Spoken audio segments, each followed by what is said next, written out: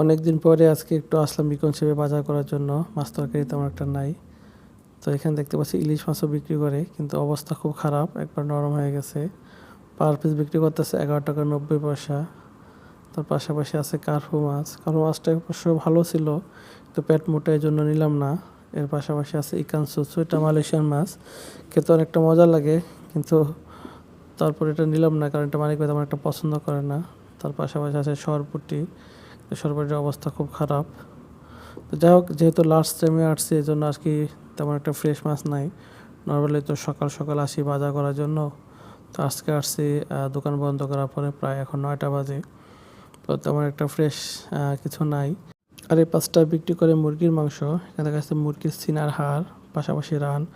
আসলে মূলত মুরগির মাংসটা আলাদা আলাদা পার্টে বিক্রি করে, যে যেভাবে নিতে চায়। তো এই ছিল আজকের ভিডিও। সবাই ভালো থাকেন, আল্লাহ হাফেজ।